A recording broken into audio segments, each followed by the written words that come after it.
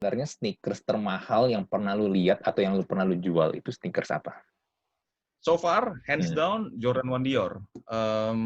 Wait, Ada barangnya. this is Jordan 1 Dior. Welcome to Talk Podcast. Let's talk now. Gua ada Eko from Kick Avenue. Hello bro, apa kabar? Halo, halo, halo Dri, kabar baik. As always, Ya, how are you, man? ya, I'm good.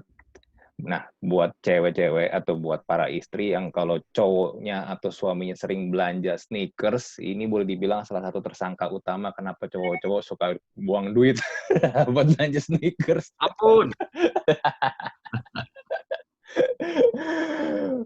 Ini Kick tapi Avenue banyak ini suami-suami jadi ini sebagai penghasilan tambahan, Dri. kenapa? Banyak suami-suami jadi ini sebagai penghasilan tambahan malah. Penghasilan tambahan juga ya. Jualan sepatu, Jualan sepatu. ya. Ya. Terus apa sering dibilang investasi ya. Ya, ada beberapa oknum yang bilang sepatu bisa investasi, which is true, right? Tapi ya nanti kita bisa bicara lebih dalam sih tentang kenapa harganya bisa naik turun amburadul begini. Iya. Justru kan yang kita pengen gali di situ kan dengan ngobrol-ngobrol gini. Oke, buat yang nonton atau yang lagi dengerin podcast ini, Eko ini adalah co-founder dan CEO dari Kick Avenue Marketplace Sneakers. Boleh dibilang sekarang, ya we can say number one in Indonesia ya, marketplace untuk sneakers ya, Kick Avenue. Untuk marketplace yang khusus niche sneakers only, ya bisa dibilang kita satu-satunya di Indonesia ya.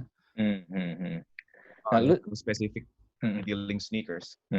Nah, lu sendiri kenapa sih bikin Kick Avenue? Kick Avenue 2017 ya berdirinya ya? Founded Q2 2017, hanya berbasis website pada saat itu.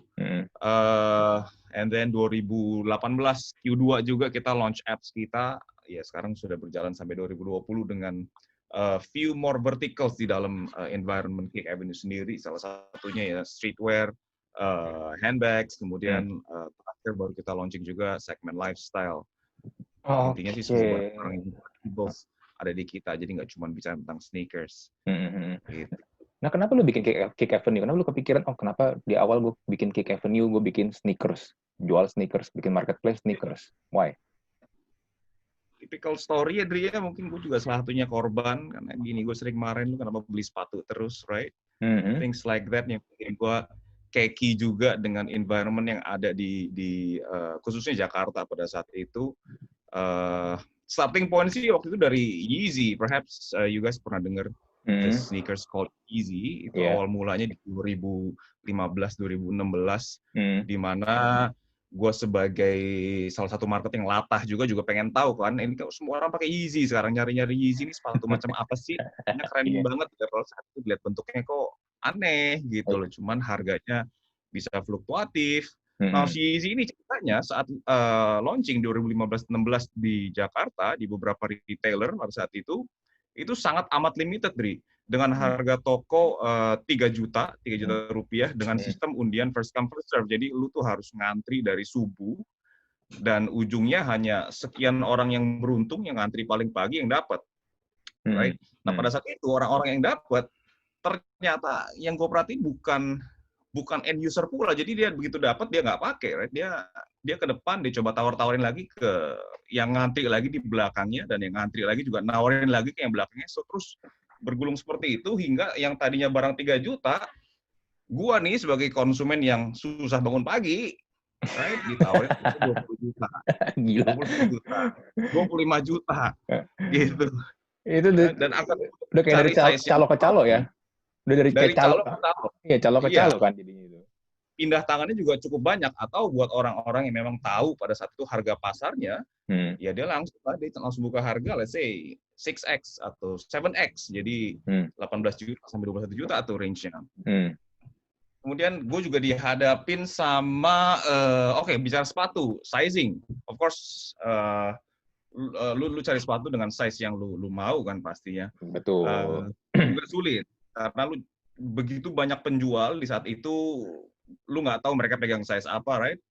Itu pertama. Nomor dua, asli atau enggaknya juga sulit pada saat itu, karena sebelum bahkan Yeezy ini ada, palsunya sudah ada duluan, sudah cukup menyebar rata lah di Indonesia khususnya. Gitu. So one of these two of these problems yang kita lihat, kita bisa bawa solusinya ke pasar Indonesia ya pada saat itu Kick Avenue. Dan kebetulan sudah ada contohnya atau pionirnya bisa kita bilang di Amerika sana. So it's pretty straightforward, right? Karena masalah yang gue hadapin, and then gue coba cari solusi. Okay, there you go. Kick Avenue was born. Gitu. Nah, sneakers sendiri sebenarnya kan baru hype itu kan beberapa tahun terakhir kan, gue bisa bilang begitu kan. Ya walaupun kalau kita mau ngomong tentang sejarah sneakers, sebenarnya sneakers sendiri memang udah lama banget kan. Di Indo. Gue ngomong kalau bicara di Indo, of course, di seluruh dunia sih. Seluruh dunia itu sebenarnya dari maybe we all know Michael Jordan, right? Yeah, so betul. Saat Nike endorse Michael Jordan, and then as Michael Jordan's career goes through the roof, jadi Rookie of the Year, masuk ke All-Star bolak-balik, winning NBA Championship. Si otomatis barang-barang yang dipakai Michael Jordan juga ikut kesorot sama media. Betul. So dari sana marketnya mulai kebentuk tuh. Nah ini kita tarik waktu jauh sekali dari tahun 85, di mana si Nike pertama kali endorse Michael Jordan, Jordan 1 model pertamanya mulai diperkenalkan ke publik. Dan mulai kita lihat tuh rilisan yang limited, mulai ada antrian dan lain sebagainya. Ini mulai semua di Amerika sebenarnya. Cuman kalau Indonesia sendiri, kita baru kenal sneakers dan baru booming itu ya tadi sih dari Yeezy. Kemudian dari Adidas Ultra Boost dengan teknologi barunya, sedikit terlambat. Baru kita lihat di 2018, 19, dan 20, Jordan dominasi lagi. Iya. Air Jordan itu, even sampai sekarang pun Air Jordan 1 pun masih diproduksi lagi ya, tapi dengan, of course, dengan ya varian-varian yang udah nggak kayak yang original one yang pas baru Jordan pakai kan ya. Iya, itu dibilangnya retro. Jadi, retro. fashion is a cycle orang bilang, right? Jadi di sini orang-orang tetap mau melihat masa lalu si Jordan itu dulu pakai apa sih gitu. Nah, si Nike ngeliat ini sebagai opportunity, so they reproduce it over and over again. Gitu. Iya, gue inget banget dulu gue SMP, gue pernah beli Air Jordan 11. Itu tahun kalau nggak salah 95, 96 deh. Air Jordan 11 itu waktu itu harganya 300.000 ya kalau nggak salah. Tapi iya zamannya itu 300.000. Sekarang mungkin kalau dihargain dengan kurs inflasi mungkin sekitar 3 sampai 5 juta kali ya harganya. Ketahuan umurnya dia. Karena zaman SMP orang main basket karena ke siapa sih dulu kalau nggak gara-gara Jordan, ya kan? Kalau nggak gara-gara Jordan, ya main gara Jordan ya Shaquille O'Neal waktu itu kan ada Penny Hardaway, ya kan? Ya zaman itu kan. Ya, dan waktu itu kan memang salah satu sepatu, salah satu sepatu yang memang paling keren banget kan waktu dulu ini kan Air Jordan kan. Besides waktu itu juga Shaq ada bikin yang waktu zaman dia Reebok tuh yang sepatunya ukurannya berapa 50 berapa gitu size sampai segede. Gue pernah lihat tuh ada replikanya tuh, gila tuh gede banget. Iya. Iya. Kamikaze. Reebok. Iya, dan waktu itu Kobe juga baru masuk. Jangan lupa Allen Iverson juga. Iya, Allen Iverson, Kobe juga baru masuk pas zaman-zamannya Kobe masih pakai Adidas tuh. Yang tapak bawahnya itu kayak muka Bart Simpson kan. Gila. Iya. Tapi kan zaman itu memang zaman itu. Iya, tapi memang benar kata lu. Zaman itu kan kita nggak nyebut itu sneakers. Gue tahu itu sepatu basket. Iya kan? Sepatu basket. Iya, gue tahu sepatu basket gitu loh. Gue malah nggak pernah dengar apa itu sneakers gitu loh. Walaupun mungkin di Amerika istilah sneakers itu memang udah mulai ini ya, udah terkenal gara-gara Michael Jordan. Tapi kan basic itu sepatu basket kan, bro. Dan sekarang itu sepatu basket. Tapi sekarang gini, pengertian sneakers itu sendiri sebenarnya jadinya apa sih? Apakah semua sepatu itu pasti sneakers? Kecuali pantofel ya. Pantofel gue nggak bisa bilang itu sneakers lah. So tetap di bawah payung besar footwear industry, right?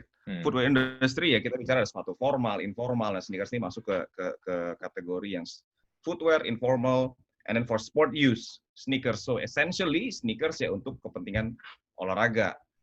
Nah, cuman karena olahraganya ngetren banget, which is back in the States, ya it was NBA who made it all happen. Oke, jadi orang-orang mulai jalan-jalan casual pun menggunakan sneakers basket atau sepatu basket tadi untuk fashion statement juga bahwa gue nih tahu Michael Jordan loh, atau gue nih tahu mainan Michael Jordan, I'm following NBA gitu, let's talk with me. Gitu-gitu. Di fashion statement, Iya, jadi betul. status sosial juga. Betul, betul. Nah, cuman sayangnya memang kalau kita lihat di Indonesia secara garis besar, it's only as komunitasnya kecil dari kalau kita bicara basketball, right? Indonesia ini kan kita tahu negara sepak bola sebenarnya, gedenya di sepak bola. Iya, So that's betul. why hype-nya dulu nggak seheboh apa yang kita lihat di Amerika, di mana ketika si Jordan ini rilis sepatu, ada antrian, kita mau cari sepatu ini sulit, right? Di Indonesia masih relatif gampang actually. Jadi kalau kita bicara sepatu yang langka-langka pada zaman itu, kita masih sempat lihat di toko. Whereas sekarang, di mana orang-orang sudah mulai terekspos sama gimmick-gimmicknya Nike dan Jordan, itu hampir tidak mungkin lagi kita lihat Jordan 1 nangkring di toko.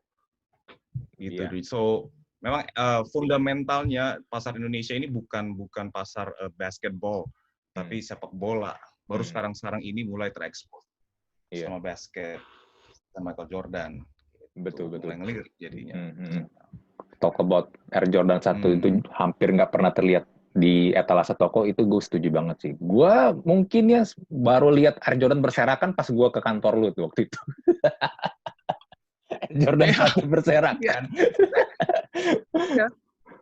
Itu statement awal gue di Yeezy tadi juga sama kejadiannya, bahwa orang sekarang beli Jordan jarang buat mereka yang pakai ya, karena mereka tahu ada harga jual lebihnya ketimbang harga toko. So uniknya itu kita baru lihat hype ini sih di Jordan ya, khususnya itu kayak 1,5 tahun ke belakang ini mulai heboh lagi, di mana tiap hari Jumat dan Sabtu suatu brand retailer keluarin Jordan, menang kan, sistem raffle atau first come first serve, pemenangnya langsung putar badan, dibuka apps kita, langsung jual. Itu malah jadi peluang usaha gitu loh.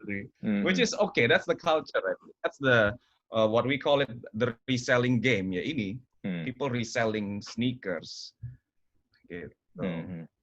Nih, ini yang gue bingung nih. Sebenarnya kan sneakers itu kan ada banyak merek, ada banyak varian kan. Dari Adidas, Nike pun sebenarnya Nike pun juga punya banyak varian sneakers sendiri kan. Nggak cuma Air Jordan. Tapi apa yang membuat Air Jordan itu begitu fenomenal? Ya terlepas dari sosok Jordannya ya. Tapi kan Jordan kan udah pensiun udah lama kan.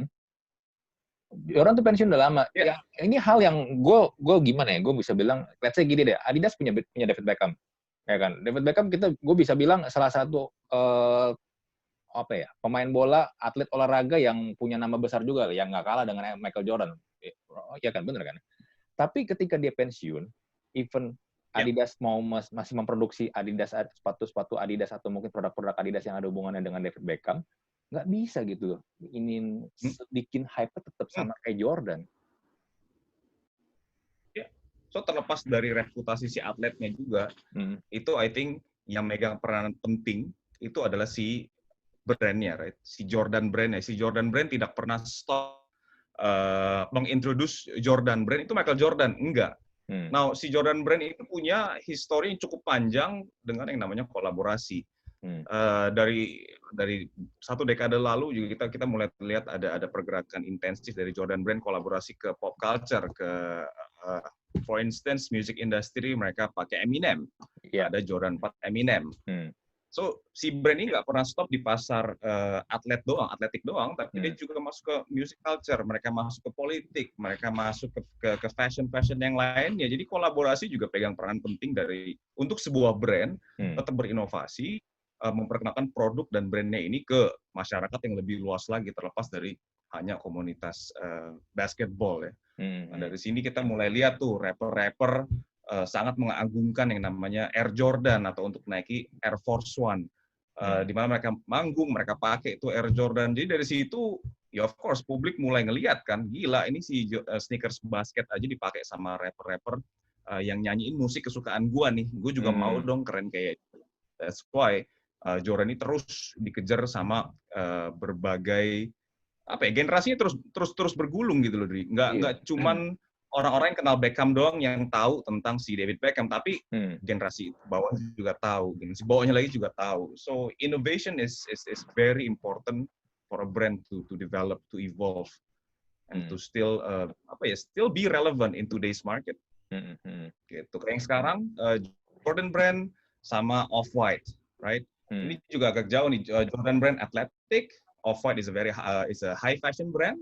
Ketemu Jordan 1 and Jordan Brand and Dior, again, Athletic ketemu high fashion ketemu. Jadi saling mencoba, ya Dior mencoba masuk ke pasar atletik atau pasar yang lebih mass, whereas Jordan coba masuk ke atas. Gitu. So it's a collaboration thing, which sustain the brand sih for the long run.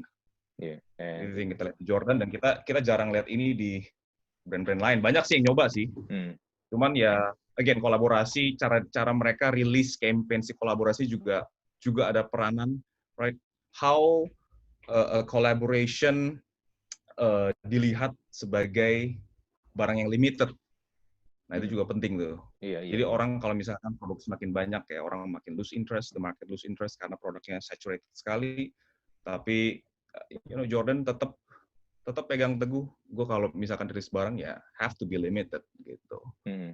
Iya, benar kata lu. Iya, benar kata lu. Tadi gue juga ngeliat sebenarnya banyak brand lain pun juga mencoba mengcopy apa yang Air Jordan lakukan dengan kolaborasi dengan yang lain-lain. Tapi mungkin belum berhasil. Tapi memang ya nggak ada yang bisa sampai itu Jordan ya maksudnya ya. Iya. Dan maka even ya benar tadi lu juga bilang, even Michael Jordan sendiri nggak mempromosikannya sama sekali. Kan Jordan kan udah jarang banget kelihatan di publik kan. Terakhir kali gue bisa lihat Jordan ngomong lagi ya pas ketika nonton The Last Dance. Iya kan? Ketika nonton The Last Dance. Iya. So Nike and Jordan punya banyak quote-on-quote kaki tangan influencer dan selebriti yang memang juga cinta dengan si brandnya. Contohnya saat si Jordan dengan Off-White kolaborasi, yang pertama kali pakai itu ya pasti desainernya Off-White, kemudian juga sebar ke Roger Federer, which is a tennis player, nggak ada hubungan dengan basket dan fashion. So Roger Federer juga pakai, dan of course mereka juga nggak lupa music culture, mereka seeding produk ini ke Drake, ke Travis Scott. Begitu banyak kaki tangan, tapi dengan pasar yang berbeda-beda gitu. So, and in an instance, instantly publik jadi tahu, oh ini ada produk baru nih dari Jordan. Artis-artis papan atas sudah pada pakai nih. Hype-nya terbentuk. Iya. Gitu, jadi nggak cuman toko atau brand yang bicara, gue ada kolaborasi ya sama si A atau sama si B, nih produknya seperti ini. Enggak. The way they market it is very smooth, but the effect is very huge, very wide. Gitu. Dan yang gue suka dari brand-brand olahraga kayak Nike gitu, mereka tuh jarang banget, hampir nggak pernah melakukan hard selling ya. Mereka basically mereka jual barang retail kan, barang sepatu. Tapi kan mereka they never talk about, oh ini sepatu ini bahannya dari kulit ini, soalnya begini. Ya pokoknya kayak tadi lu bilang ya, marketingnya pokoknya bener smooth banget deh. Dan pokoknya tahu-tahu, wah ini hype, orang beli ngantri gitu loh. The only hard marketing that they do is towards the athletes. Jadi Nike ini kan selalu punya core identity di mana mereka sangat mensupport atlet-atlet di dunia barat ya pastinya ya. Iya. Hard selling ya, of course the atlet kayak misalkan atlet lari. Are you into running? Fitness in general? Running nggak sih, nggak terlalu. Gue lebih ke fitness sih. So now Nike udah berapa tahun juga mereka gencar di komunitas running. Mereka bentuk sendiri Nike Running, right? Iya, kalau itu gue tahu. Hard itu towards the running athletes. Jadi kayak marathon itu dimenangin oleh ada this marathon runner namanya Kipchoge. Nih sepatunya ini loh yang dia pakai. Ini sepatu yang memecahkan rekor baru. This Nike Vaporfly gitu misalkan. So itu hard marketing mereka. Cuman kalau udah bicara Jordan atau Nike as a fashion symbol, as a fashion statement, the way they do things, wah ya itu tadi is very smooth towards the KOLs, influencer, and celebrities that they know. Iya. Nah ini ada yang menarik nih. Gue pengen juga tanya ke lu nih. Lu kan di Kick Event itu mengklaim kalau lu tuh kayak harga itu lu kayak semacam sistemnya kayak bursa ya, kayak saham lah. So what does it mean lu melakukan sistem bursa untuk harga-harga sepatu yang lu jual di Kick Avenue itu? Oke, so bicara tentang harga. Bicara tentang harga, tentang produk. Produk yang kita perjualbelikan di marketplace Kick Avenue sendiri itu kita mulai dengan sneakers. Nah, sneakers ini kita perjualkan juga lebih spesifik dari you won't find any kinds of generic sneakers yang ada di toko and then lu lihat di Kick Avenue. No, it's different kinds of sneakers, different selection of products. Yang gue maksud adalah sneakers yang sifatnya langka atau limited tadi. Nah, sifat-sifat sneakers yang langka atau limited tadi, ini seringkali diperjualbelikan kembali. Jadi sneakers ini begitu si user yang beruntung tadi dapat, langsung dari toko, right? Hampir jarang dari mereka yang pakai dan mereka perjualbelikan kembali. Ini yang kita sebut secondary market. Sama kayak saham, ada IPO, right? Orang-orang dapat trading kan di secondary market, di bursa saham secondary market. Betul. Nah, untuk menyelaraskan harga jual dan beli, kita coba bentuk sistem kan seperti bursa saham, di mana user yang mau menjual untuk specific size, let's say Jordan 1 merah size 8, rilis 100 barang, right? Satu size 8 ya, ada yang harga jualnya 4 juta, 5 juta, 6 juta, 7 juta, dan selanjutnya kan. Nah, di bursa saham kan hanya menampilkan satu, yaitu harga yang paling rendah. Right? Sama juga dari sisi pembeli. Pembeli juga berhak untuk menawar barang-barang seperti ini, sama seperti saham. Mereka bisa memberikan offer. Nah, offer pembeli kan juga banyak ya, dia. Ada yang offer tinggi, ada yang offer rendah, offer tengah. Selalu taruh offer yang paling tinggi supaya ketemu dari antara dua sisi, terjadilah pembelian, terjadilah transaksi. So it's just a method of meeting a buyer and a seller with more transparent and secure and fair way.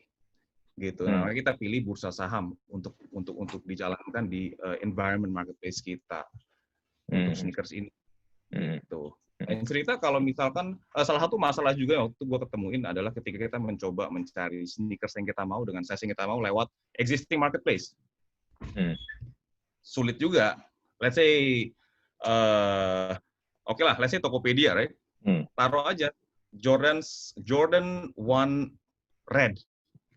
Kita dihadapi oleh begitu banyak listingan, ribuan bahkan. Iya. Nah, itu kan jadi ujung-ujungnya tinggal gimana caranya si buyer bisa tahu toko ini atau seller ini adalah user yang terpercaya, right? Terlepas dari itu, apakah barang yang asli atau enggak. Jadi, basically KKM ini ada ya karena permasalahan existing ini, Dri, yang tidak bisa kita atau pembeli dapatkan dari existing marketplace. Kita berbeda atau bisa dibilang competitive advantage-nya Kick Avenue ketimbang e-commerce yang lain ya ini. Nah, tapi gini bro, gue misalnya gini, gue pengen jual sneakers gue, let's say Air Jordan 1, red, ya. Gue pengen jual misalnya di harga 8 juta, tapi sebenarnya harga pasarannya, market price-nya itu mungkin maybe nggak segitu, bisa jadi lebih murah, bisa jadi lebih tinggi kan. Tapi gue mau jual di 8 juta nih. Nah, gue taruh ke lu. Apakah lu sebagai yang menampung itu, Kick Avenue sebagai yang nampung dan akan bantu untuk jualin itu akan ya melakukan kayak semacam koreksi harga atau bagaimana bro? Karena gini, ini kalau kayak begini kan, kayak tadi lu sempat bilang juga, harganya kadang-kadang kan kadang suka nggak masuk di akal kan. Kadang tinggi banget, ya kan kayak tadi lu bilang, lu orang yang antri pertama beli berapa, total paling belakang udah berapa, naiknya udah gila-gilaan gitu kan. Nah, gimana caranya supaya untuk mengontrol harganya gitu loh? Karena kan ketika gue beli, ketika gue jual, orang kan beda-beda. Ada yang jual pengen jual murah aja lah karena gue BU, yang penting cepat laku. Ada juga yang ya udah gue tahu nih harga yang mahal, pokoknya gue jual dengan harga segini gitu loh. Gimana cara lu maintain harganya gitu loh? Tadi koreksi harga, cuman yang mengkoreksi harga of course bukan kita. Sama seperti bursa saham, yang mengkoreksi harga adalah marketnya sendiri. Jadi lu sebagai pemilik salah satu pemilik dari Jordan 1 Red, right, akan ada seller-seller lain yang punya barang yang serupa. Cuman mempunyai appetite ataupun harga jual yang berbeda-beda. So kalau lu masang harga di 8 juta, tapi ada seller lain yang berani pasang harga lebih rendah, let's say 7,9 aja. Iya. Barang tuh nggak akan tampil dulu, Dri, tapi barang dia yang akan tampil dulu. Sampai barang itu terjual, baru harga 8 juta lu akan tampil. Right? Gitu. Dan seterusnya tuh, sampai tercipta sebuah environment yang kompetitif dari sisi penjual. Gitu, aduh, ada yang lebih murah dari gue nih. Oke, gue turunin lagi deh 50.000. Ada lagi nih turun 50.000, gue turunin lagi deh. Things like this yang kita coba cari adalah true market price, karena barang-barang yang gue sebutin tadi sudah beredar di secondary market kan. Secondary market ini nggak ada patokan harga sebenarnya. Lain cerita kalau barang ini masih di toko. Kita tahu Jordan 1 harganya adalah 2.399.000 di toko. Jelas ada benchmark harga yang ditetapkan oleh sisi brand atau toko. 2,3 ya, 2,4 ya. Gitu. Tapi ketika barang ini masuk ke secondary market, pasar reseller, market ini kan dinamis. Jadi nggak ada patokan harga. Nah, yang kita coba solve di Kick Avenue adalah tadi. Oke, kalau misalkan semua reseller kumpul yuk, 100 reseller kumpul sini. Hanya ada satu reseller yang berani jual paling murah. Tergantung appetite masing-masing. Tergantung seberapa percaya si penjual ini terhadap barangnya, dia yakin bahwa barang ini langka, barang ini akan ke depannya atau tahun depan, 2 tahun lagi saya bisa jual misalkan double the price gitu. Sama kayak saham. Iya. Ya, gitu. Begitu juga dari sisi buyer. Buyer juga tadi, kalau buyer bicaranya adalah dari segi penawarannya. Gitu. Gue nawar 5 juta, tapi ada buyer lain. Saya 5050, saya 5,1, saya 5,2. Terus tumpuk sampai ketemu seller sama buyer di harga yang equilibriumnya ketemu. Nah, ini transaksinya di angka 5,5 gitu misalkan. Jadi kayak kesannya memang terlihat lu sebenarnya kayak lagi ngantri aja ya. Pokoknya gue punya harga antri segini, ya antri jual ini ibaratnya antri jual, ya kan. Kalau marketplace biasanya kalau marketplace pada umumnya kan, ya gue punya barang, gue tinggal listing, ya udah harga gue segini gitu loh. Lu tinggal pilih mau yang mana kalau ketika lu searching kan. Tapi kalau di sini lu bener-bener lu nggak bisa memunculkan lu dulu kalau memang harganya masih belum masuk ke harga terendah gitu ya. Yes. Nah, yang menciptakan harga terendah ya tadi lagi the market. Penjual-penjualnya ini seberapa how low are they willing to go? Ya harga tersebut yang lu harus compete with. Nah, kalau gue pengen tahu nih, sebenarnya sneakers termahal yang pernah lu lihat atau yang lu pernah lu jual itu sneakers apa? So far, hands down, Jordan 1 Dior. Wait. Ada barangnya. This is Jordan 1 Dior. Iya. Kan ya? Iya. Bedanya itu ya tadi. Ini Jordan, kalau kita bicara Jordan Abu, banyak nih Jordan Abu. Cuma yang bikin spesial adalah tadi. Nih. Logo Nike-nya ada Dior-nya. Sama Air Dior. Bukan Air Jordan lagi, tapi Air Dior. Right? Nah, ini harganya sekarang 150 sampai 200 juta. Itu 150 sampai 200 juta. Harus tahu adalah harga tokonya. Iya, harga tokonya saat si Dior, butik-butik Dior ini rilis barang, yaitu udah 2.500 sampai 3.000 USD. Itu harga tokonya. Iya. Gitu. Dan limited to 8.500 unit saja. Globally. Nah, ini yang bikin pasar panas kan biasanya limited nih cuma 8.500. Populasi dunia lebih dari 5 miliar. Aduh gimana ya? Lu percaya nggak sih tentang klaim limited itu? Honestly, gimmicknya perusahaan, right? Iya kan? Perusahaan.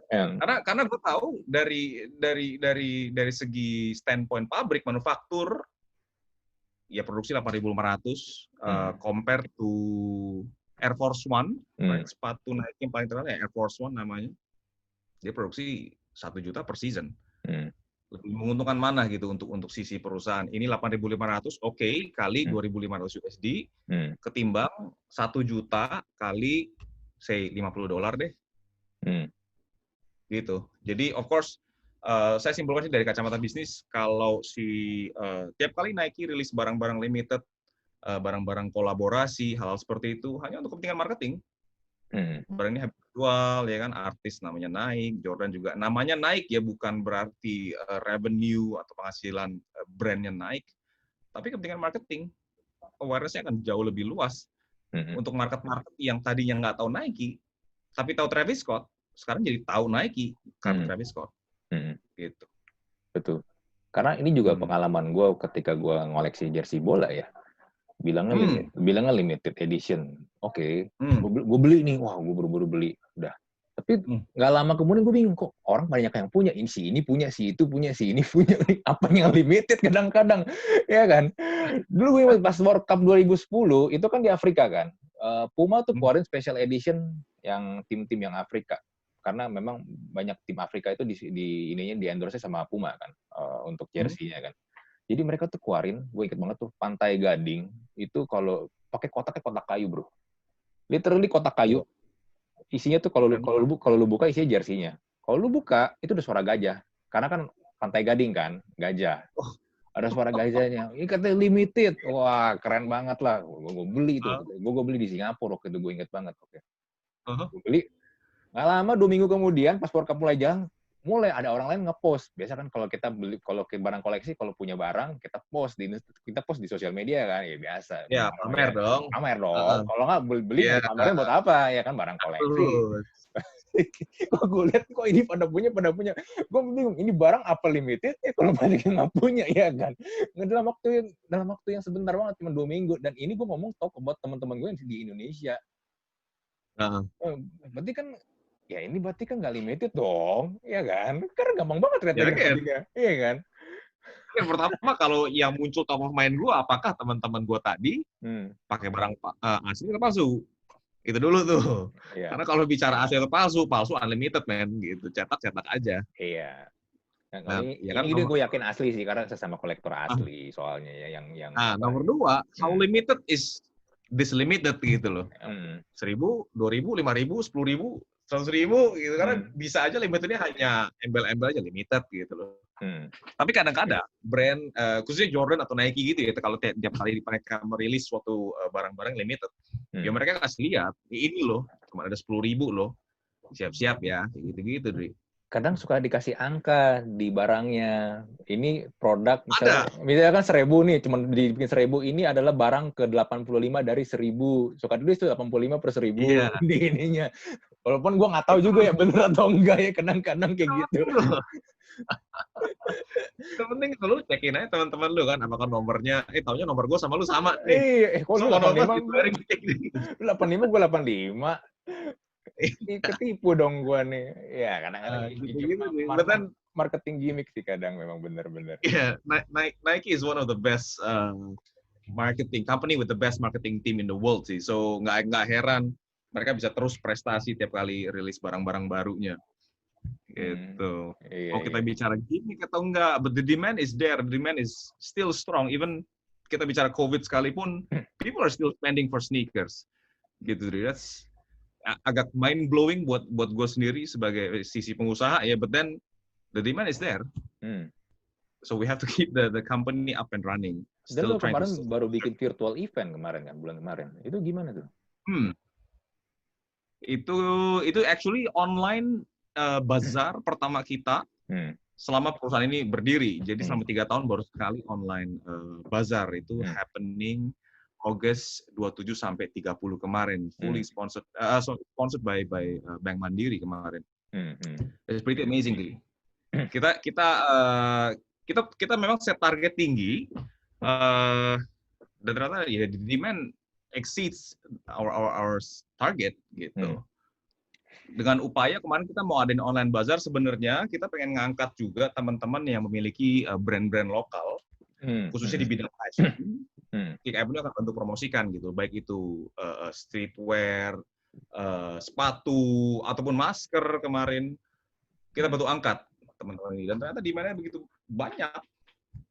Nggak cuma brand-brand lokal yang naik, cuman ya orang still buying Nike, orang still buying Adidas, Puma, dan sebagainya. It's amazing. We achieve more than 8,000 transactions dalam 3 hari. Dalam 3 hari. 4 hari jadinya, 27 sampai 30. Iya, 4 hari. That's crazy, man. Maksudnya barang lu bukan barang murah. Exactly. Kan during fair ada barang-barang yang juga kan. Kita itu basket size-nya 1,2-1,3 juta per transaksi. Ya tetap aja barang jutaan kan, bukan barang ratusan ribu. Iya kan. 8.000 transaksi 4 hari COVID, katanya orang nggak punya orang penghasilan pada berkurang, kena PHK. It's crazy, man. Ya. Ya itu faktanya, memang orang-orang masih spending. People have kalau gue lihat juga sih dari sisi sneakers, memang during this PSBB work from home period begini-begini, makin banyak waktu luang buat publik explore hobbiesnya. Dan kebetulan sneakers juga dilihat sebagai salah satu instrumen hobi kan. Iya. Orang-orang koleksi sneakers, orang kayak contohnya nonton film dokumenter Last Dance, mereka jadi tahu tentang culture sneakers, terus tentang sneakers, streetwear dan lain sebagainya. So timbul behavior untuk collect more jadinya. Itu yang kedua, lapisan kedua adalah pasar yang menjadikan olahraga sebagai salah satu aktivitas tambahan during this PSBB WFH. Banyak penjualan sepatu-sepatu lari, sepatu-sepatu basket, sepatu-sepatu golf. Ya, karena mereka perlu akan kebutuhan ini untuk melengkapi olahraga mereka. Gitu. Pretty interesting. Bisa dibilang sneakers ini hobi orang kaya ya? Nggak juga, Rick. Sekarang karena memang jatuhnya masih premium. But then we with the help of a lot of fintech, di mana cicilan menjadi mudah, bunga rendah, transaksi online semuanya. Kita bisa menjangkau lapisan pasar yang terendah sekalipun, Rick. Dan of course sneakers juga dipandang lebih liquid ketimbang sebelumnya. Lebih liquid artinya lebih gampang diperjualbelikan. Even barang bekas sekalipun, ya kita membuka peluang usaha baru juga sih untuk pasar, di mana oke, gue punya sepatu nih bekas, kondisi masih layak, coba jual lagi dan terjual gitu. Jadi di Kick Avenue sendiri juga menawarkan cicilan kalau ada orang misalnya mau beli? Ada. Baik dengan fasilitas kartu kredit ataupun non kartu kredit ada. So typical e-commerce dan marketplace payment method banyak yang kita tawarkan sih. Oke. Jadi misalnya one day lu main ke ITC terus lihat mas-mas yang lagi jaga toko di ITC pakai Air Jordan 1 Red original, nggak usah heran berarti ya sekarang. Nggak heran.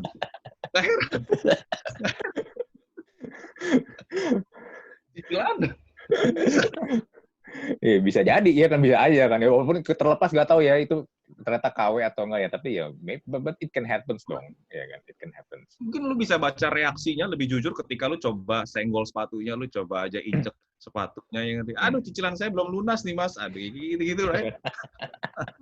Tapi kalau dia nggak ada reaksi ya mungkin nggak ada cicilan atau sepatu yang dia pakai bukan asli, jadi nggak ada value-nya. Tapi secara kasat mata bedain KW sama asli itu gimana sih bro? Kelihatan nggak sih? Kalau secara kasat mata ya tanpa lu memegangnya ya, tanpa lu lihat dalemannya, kelihatan nggak sih? Hanya dari foto gitu? Dari foto atau ya dari foto lah, at least dari foto lah. Dari foto almost impossible. At this current era with this technology almost impossible. Mulai banyak istilah di mana pabrik-pabrik fake ini kan mereka pakai istilah mirror, KW1, KW super, right? Dan memang benar kualitasnya ya sudah bisa dibilang hampir 1:1 dengan yang aslinya.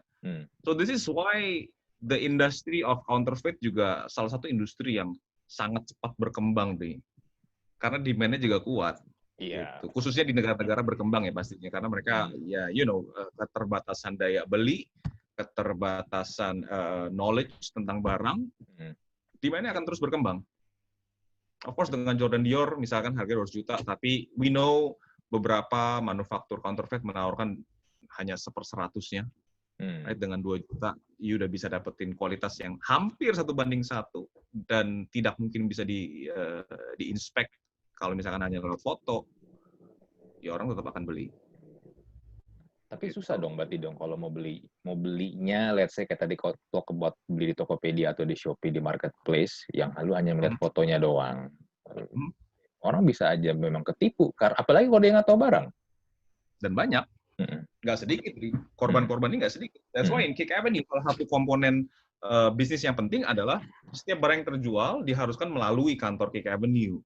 Jadi sebagai marketplace seller jual nih, sellernya itu ketika terjual harus kirimin barang dulu ke kantor kita, dicek dulu secara fisik oleh tim ekspor kita, baru dilanjutkan ke konsumen plus garansi. Gitu.